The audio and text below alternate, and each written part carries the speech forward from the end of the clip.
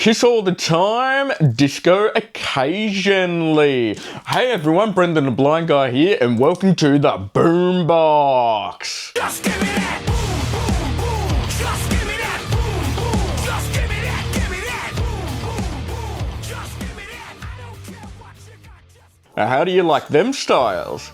I'm talking about Harry Styles, because the man himself has just the other day announced that he'll be heading back to Australia later this year to do 2 shows so far. Well, actually, he might have announced more, but he's playing in Sydney and Melbourne late November, early December, and ticket pre-sale has already been just overwhelming, so they've been announcing more shows and everything, as we all knew. This is, of course, in celebration of his upcoming album, Kiss All the Time, Disco Occasionally. Okay, also this week, UK rising and risen singer-songwriter star Maisie Peters has announced that she'll be heading out early March to do 2 special intimate theatre shows in Sydney and Melbourne in celebration of her album Florence, dropping on the 15th of May. The tour is called Before the Bloom obviously being Florence. So Maisie Peters, I hadn't heard of her before now because, well, I don't know, I live under a rock, I guess. But no. All jokes aside, I hadn't heard of her previously until I got the press release email. And I saw that she had recently supported both Taylor Swift and Coldplay on their recent Mammoth Stadium tours in 2024. So that's how she got her big break. And when I checked her music out, it was instantly catchy, and it was like, ooh, I like the sound of Maisie Peters. So, for all of the details on the Harry Styles tour and the Maisie Peters tour, head to the Keen Eye for Concerts website and check out the What's On page for all of the details. Okay, so a touching moment last weekend in Tassie at the Foo Fighters one-off show, where frontman Dave Grohl got Grant Webb, the survivor, one of the 2 survivors, him and Todd, from the 2006 Beaconsfield mine collapse, where the pair got trapped a kilometre underground for 14 days and requested an iPod be sent down, along with water, of course. Well, the iPod wasn't the only thing, but they specifically requested people to send an iPod with Foo Fighters music on it for them to get them through the ordeal. And that really touched Dave Grohl's heart and just like resonated with him.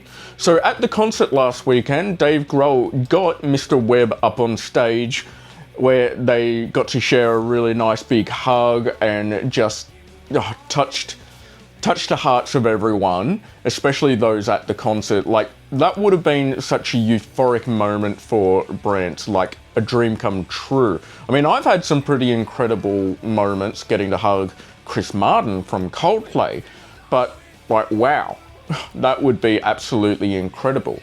And of course, as I previously in a earlier podcast predicted, and even as blind as I am, I could see this coming.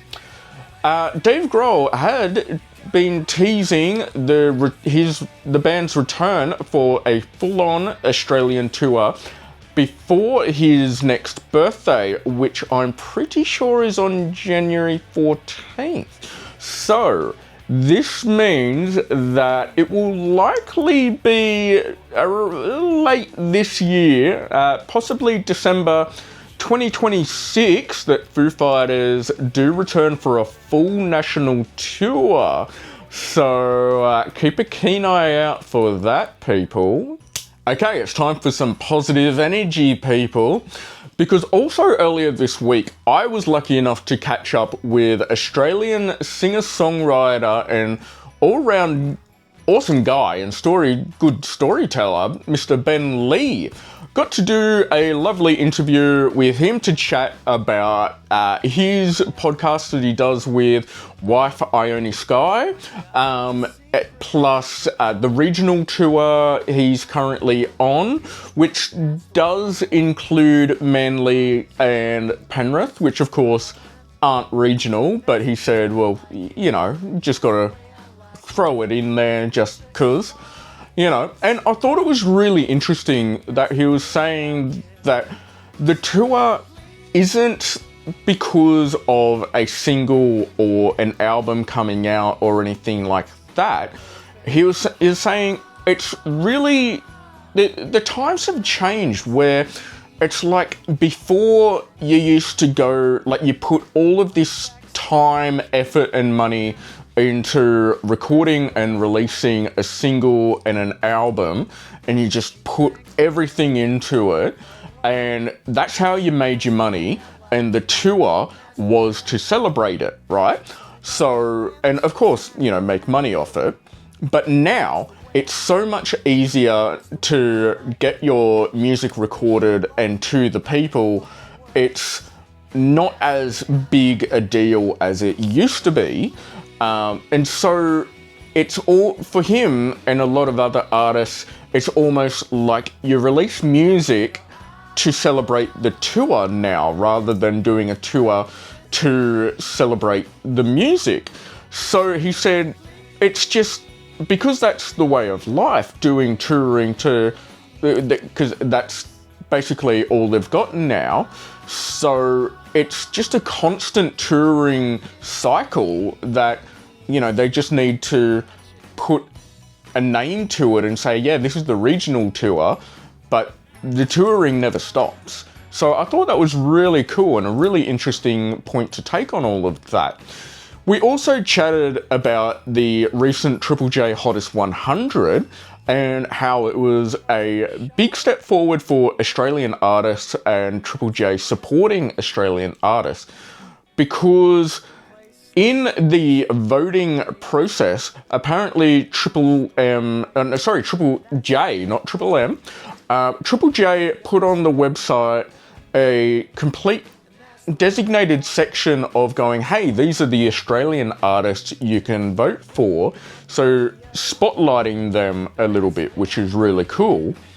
And as a result, well, not as a result of that, but this year, rather than last year where I think Ben said out of the 100, there was something like 46 or as low as 26, I think it was about 26.